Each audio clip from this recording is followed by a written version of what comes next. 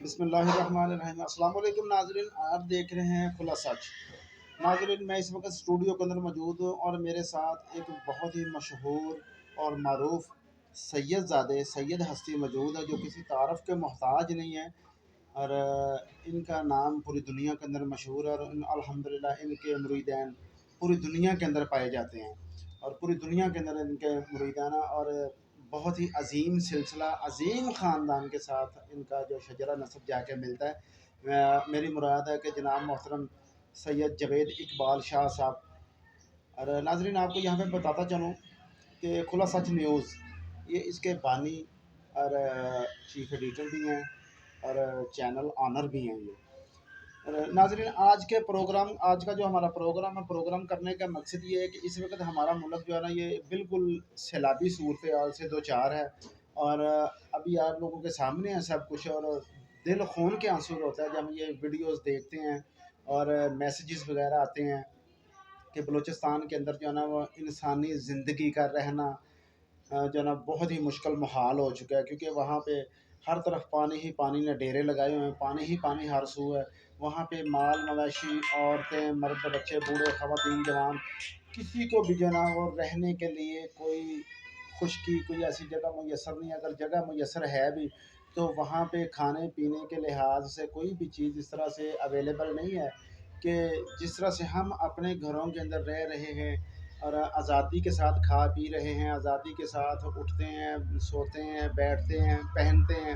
तो बलूचिस्तान की जो सूरत हाल है वो इस वक्त बहुत ही ज़्यादा गंभीर है, बहुत ही ज़्यादा तशवीशनाक है। तो इस हवाले से आज हम बात करेंगे और इसके ऊपर देखेंगे इंशाअल्लाह ताला। अपने आपके कमेंट्स का भी हमें इंतज़ार रहेगा और हम भी आप लोगों को अपने कमेंट्स से आगाह करते हैं। तो अपनी बातचीत का हम आगाज़ करते हैं। जी, अस्सलाम वालेकुम शाह साहब। जी, वालेकुम सलाम। शाह साहब, कैसे मिजाज हैं? जी, शुक्र अल्लाह पाक का, अल्लाह का करम। अच्छा शाह साहब, ये बताइएगा कि इस वक्त पूरी दुनिया में पाकिस्तान के ऊपर फोकस है कि पाकिस्तान के अंदर जो सैलाबी सूरत हाल है वो बहुत ज़्यादा एक अज़ियतनाक जो है ना वो सूरत हाल अख्तियार कर चुकी है और वहाँ के लोग, वहाँ के मवेशी और कोई भी चीज़ वहाँ पे सेफ़ नहीं है। तो आप क्या समझते हैं कि इन लोगों के लिए क्या होना चाहिए? वहाँ पे गवर्नमेंट को क्या इक़दामात करने चाहिए? जी, गवर्नमेंट को चाहिए कि उनको देखे, उनकी सूरत हाल को समझे और उनकी जहाँ तक मुमकिन हो कोशिश हिम्मत बढ़ानी चाहिए और उनके साथ तावन करना चाहिए, क्योंकि इस वक़्त वो बेआसरा है और लाचार हैं। ये आपने बड़ी प्यारी बात की है और इस बात पे अगर देखा जाए तो दिल खून के आंसू होता है कि वो इस वक्त बेआसरा, बेसहारा और बेयारो मददगार हैं और उनको वाकई ही एक मदद की ज़रूरत है। अच्छा साहब, शाह साहब, ये है कि अभी जो हमारी गवर्नमेंट है वो ये कह रही है कि अपने बलूचिस्तान भाइयों के लिए, जो सिंध में जो सूरत हाल है उसके लिए, अपने भाइयों के लिए, और बेशक अल्हम्दुलिल्लाह के जी वो हमारे भाई हैं, बिल्कुल हमारे भाई हैं, हमारे जिगर का टुकड़ा हिस्सा हैं, वो इस मुल्क का हिस्सा हैं। तो इस वक्त वज़ीर-ए-आज़म साहब कह रहे हैं कि जी उनके लिए जो है ना वो डोनेशन दें। तो अगर यहाँ पे देखा जाए तो 70% इलाका जो है ना इस वक्त वो तो पानी में डूबा हुआ है। तो बाकी 30% लोग कितनी मदद कर लेंगे? इसके लिए गवर्नमेंट को क्या अहकामात जारी करने चाहिए? गवर्नमेंट को किस लेवल पे आके उनकी जो है ना वो एक खिदमत करनी चाहिए, उनको डोनेशन करना चाहिए कि उन लोगों का जो निज़ाम ज़िंदगी है वो इस वक्त जो मफलूज है वो मज़ीद मफलूज ना हो। गवर्नमेंट को क्या इक़दामात करने चाहिए?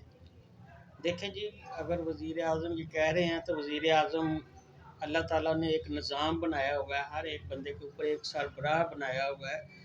और अगर देखा जाए पीछे इस्लाम में हमारे नबी पाक सल्लल्लाहु अलैहि वसल्लम के दौर में आप सल्लल्लाहु अलैहि वसल्लम फरमाते हैं कि मुसलमान वो है जो दूसरे मुसलमान भाई का ख्याल रखे। ठीक है, ये ज़रूरी नहीं है कि डोनेशन और इससे ही सारा कुछ चले। खुद भी हिम्मत करें और दूसरों की भी हिम्मत बढ़ाएं को उनके साथ अच्छे तरीके से तावन हो सके, उनका कुछ ना कुछ बन सके। क्या आपके ख़्याल में जो हमारे ब्यूरोक्रेट्स हैं और ये जितने भी हमारे मेंबर्स हैं, ये पॉलिटिशियंस, इनको क्या पैगाम देंगे कि ये किस तरह से अतिया करें, डोनेशन किस तरह से दें? क्योंकि अगर यहाँ पे एक गरीब बंदा 10 रुपये, 20 रुपये, 50 रुपये, 100 रुपये या 1,000, 2,000, 4,000 अगर डोनेट करेगा तो उससे इतना बड़ा सिस्टम संभाला नहीं जाएगा। तो इसके लिए ज़रूरी है। मैं समझता हूँ कि जो ब्यूरोक्रेट्स हैं और ये जो हमारे पॉलिटिशियंस हैं, ये मैदान के अंदर आएँ और बढ़ चढ़ कर हिस्सा लें। इनके लिए आप क्या कहेंगे? ये तो इनके लिए मामूली-मामूली बातें हैं, अगर ये चाहें ना, ये चंद गाड़ी कुछ ऐसे पाकिस्तान में हैं, जो कि पाकिस्तान का कर्ज़ा भी उतार सकते हैं, अगर ये चाहें तो। अगर इनको पाकिस्तान से मोहब्बत है, अगर नहीं है, अपने घर को नहीं देख रहे, तो ये बाहर वालों से उम्मीदें लगा के बैठे हुए हैं, तो इनकी अपनी गलतफ़हमी है। ठीक है, इनको ज़रूरत नहीं है, जितना अल्लाह ने इनको दे दिया हुआ है ना, ये सब कुछ खुद भी कर सकते हैं। हर बंदे का दिल करता है कि वो अल्लाह की राह में डाले या अपने भाइयों की मदद करे। जितना कोई गरीब ज़्यादा आगे बढ़ते हैं, और जो बैठे हुए हैं वो छुपा के बैठे हुए हैं, कोई अपनी मलकियत को बाहर भेज रहा है, अपने पैसे को बाहर भेज रहा है, कुछ कर रहा है। अगर इनको पाकिस्तान से दिली मोहब्बत है, तो पाकिस्तान का कर्जा भी इनके लिए उतारना बड़ा आसान है। ये तो अल्लाह की तरफ से इम्तहान है। अल्लाह देखता है कि कौन बढ़ चढ़ के हिस्सा ले रहा है। जी, आपने बड़ी प्यारी बात की है ये कि बेशक यहाँ पे ऐसे लोग हैं, ऐसे घराने हैं और जो कि इतनी इस्तात, इतनी ताकत रखते हैं कि वो पाकिस्तान का जितना भी लोन है, जितना कर्ज़ है, वो बिल्कुल उसको उतार सकते हैं। तो नाज़रीन, यहाँ पे ये सवाल पैदा होता है, क्या ऐसे लोगों को डोनेशन में बढ़-चढ़ आगे आना चाहिए?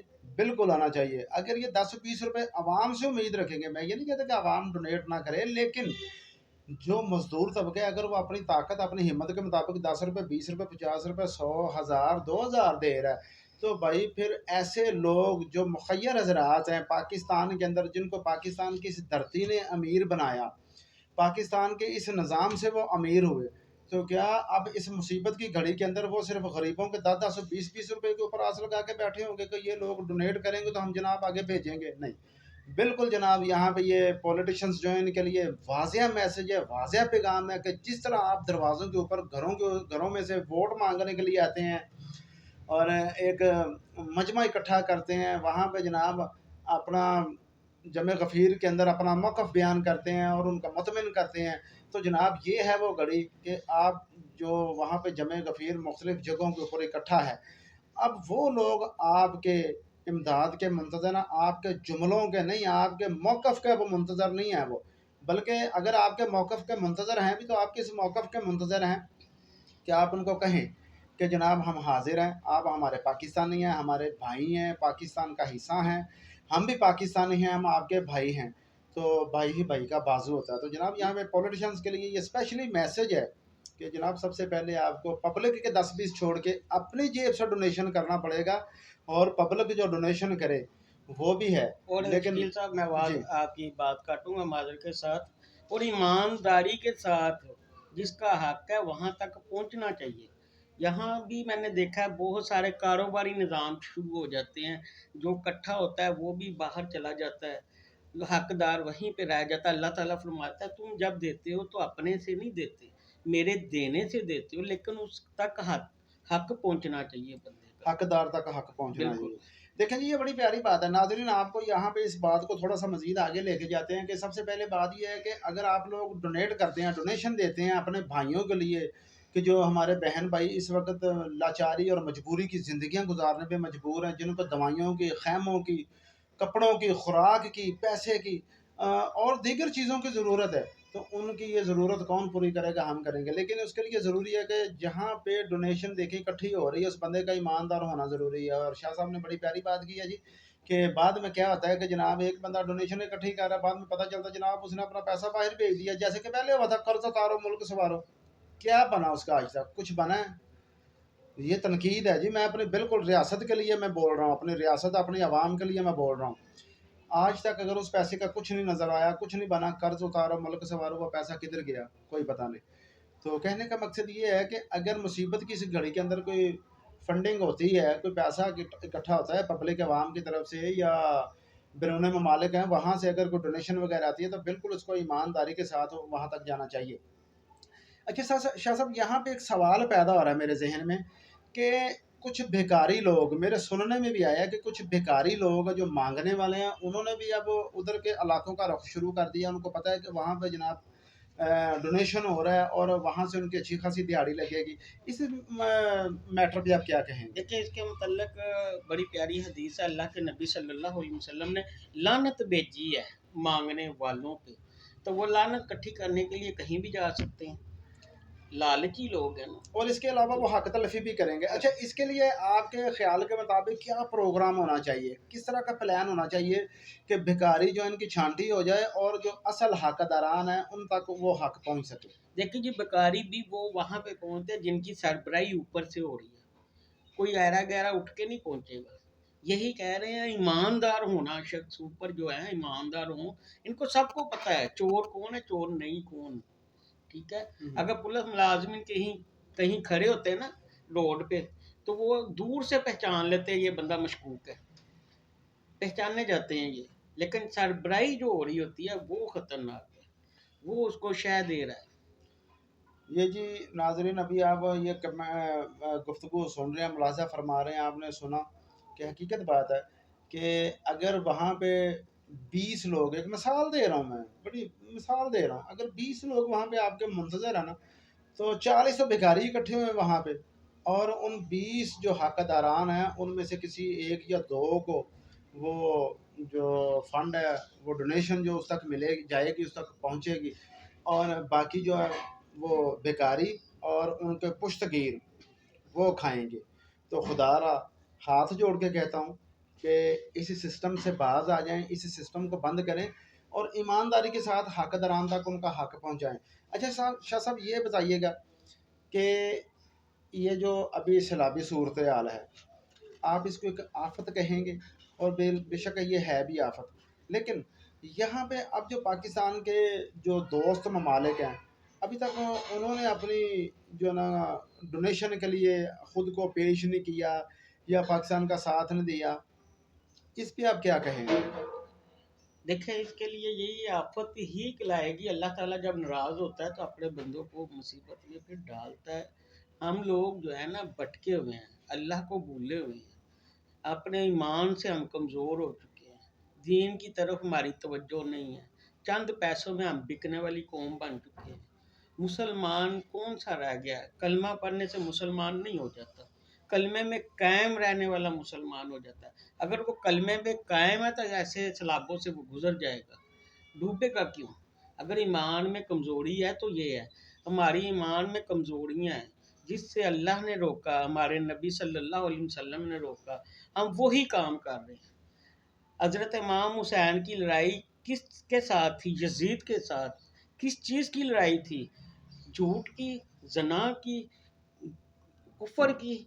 ठीक है, रिश्तों का तकद्दस नहीं था। अब क्या है, हर दूसरा बंदा नशई है, हर दूसरा बंदा शराब पी रहा है, हर दूसरा बंदा जुआ खेल रहा है, हर दूसरा अपनी दोस्तों की बहनों के साथ दोस्ती लगाना, वो भी बहनें हैं।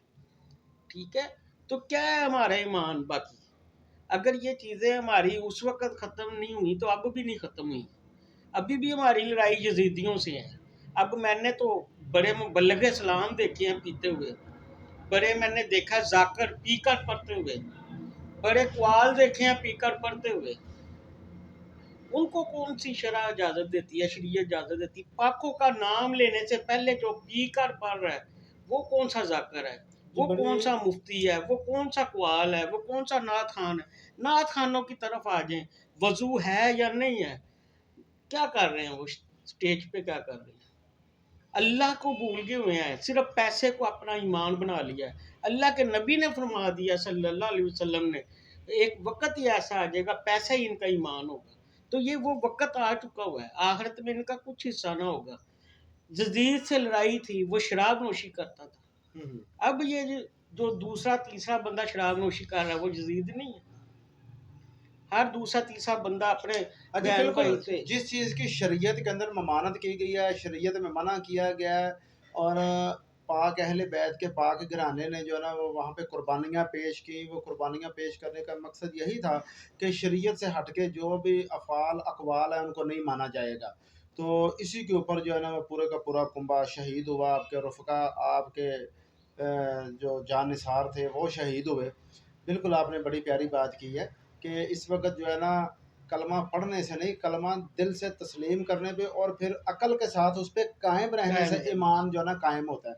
अच्छा शाह साहब ये बताइएगा कि इस वक़्त मुल्की सूरत-ए-हाल वो सैलाबी पानी से, सैलाब की वजह से दो चार है और ज़िंदगियाँ अजीरन हो चुकी हैं और लोग इमदादों के मुंतज़र हैं। लेकिन यहाँ पे हमारे कुछ पॉलिटिशियंस हैं कि जनाब वो एफआईआर्स जो करवाने के और एफआईआर्स में गिरफ्तारियाँ करने के चक्करों में हैं, जलसे जुलूस करने के चक्करों में हैं।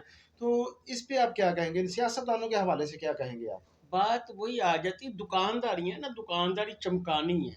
अगर अल्लाह और अल्लाह के रसूल से मोहब्बत है, अपने पाकिस्तान से मोहब्बत है, तो इन बातों को इग्नोर कर देना चाहिए। आगे बढ़ चढ़ के हिस्सा लेना चाहिए, आगे बढ़ चढ़ के आगे चलना चाहिए। अल्लाह के नबी ने जब फरमा दिया मुसलमान वो है जिससे दूसरा मुसलमान भाई महफूज है, तो यहाँ पे साबित हो जाता है कि ये मुसलमान ही नहीं रहते फिर इन बातों से। ये जी बड़ी प्यारी बात है कि इस्लाम ने भाईचारे का दरस दिया और दरस के बाद हुक्म भी दिया कि इसके ऊपर सख्ती से पाबंद हो जाओ। और ये लोग जो कुछ जो सियासी मुकदमात में, सियासी जलसे जुलूसों में मसरूफ़ हैं, सियासी मीटिंग्स में मसरूफ़ हैं, ये उनके लिए स्पेशली मैसेज है जी कि खुदारा अपने गिरेबानों में झांकें और खुदा का खौफ खाएं कोई। इसी रियासत के ऊपर आपको अगर सियासत करने का शौक़ है, इस अवाम के ऊपर हुक्मरानी करने का शौक़ है ना, तो फिर आपके अंदर ये जज्बा और शौक़ भी होना चाहिए कि जब इस मुल्क के ऊपर, इस रियासत के ऊपर, इस अवाम के ऊपर कोई परेशानी आए, कोई मुसीबत आए, तो आप सबसे आगे सिपा सलार बनकर खड़े हों। लेकिन अफसोस की बात है कि जनाब वो बिल्कुल बड़ी प्यारी शाह साहब ने बात की है कि आप लोग अपनी अपनी दुकानदारियां अभी भी चमका रहे हैं, जो कि बहुत ही गलत चीज़ है, बहुत ही गलत बात है। खुदारा खुदारा खुदारा खुदारा इस मुल्क के साथ, इस आवाम के साथ वफा कीजिए और मुश्किल की इस घड़ी में अपने मजबूर मजलूम बहन भाइयों का साथ दें।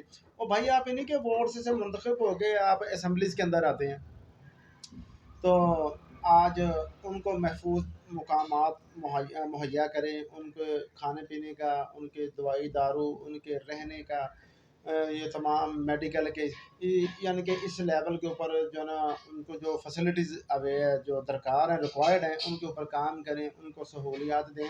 और यकीन करके जाने के बाद फिर वही पे आ जाती है कि आप आवाम से डोनेशन लें, क्योंकि हम भी डोनेशन देंगे, वो हमारे बहन भाई हैं। अल्हम्दुलिल्लाह बलूचिस्तान में, सिंध में, सरहद में हमारे बहन भाई हैं। हम डोनेशन देंगे इंशाल्लाह ताला, लेकिन अपनी इस्तिताअत, अपनी ताकत के मुताबिक देंगे।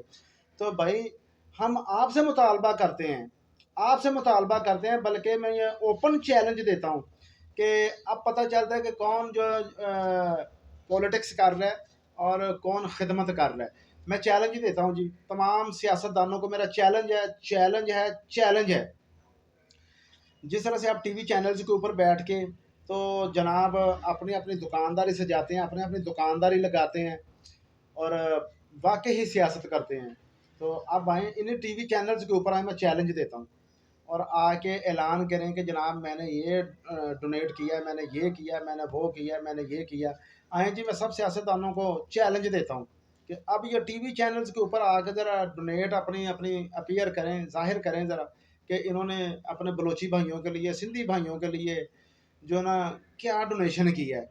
ये ज़ुबानी ज़ुबानी जो है ना, ये जमा खर्ची जो जमा कर रहे हैं, इससे काम नहीं चलेगा। अच्छा, आप उम्मीद रखते हैं जो लेने वाला वो दे?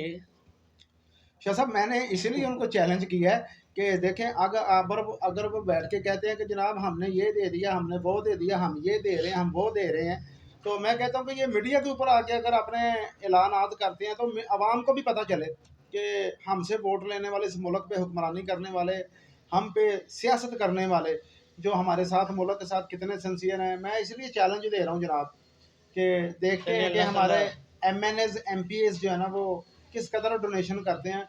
और खुदा की कसम, मैं खुदा की कसम उठा के कह रहा हूँ कि अगर आप लोग मैदान में आते हैं ना और ये डोनेशन करते हैं, तो खुदा वहदहु ला शरीक की कसम आपका बलूचिस्तान फिर से आबाद हो जाएगा और इंशाल्लाह होगा।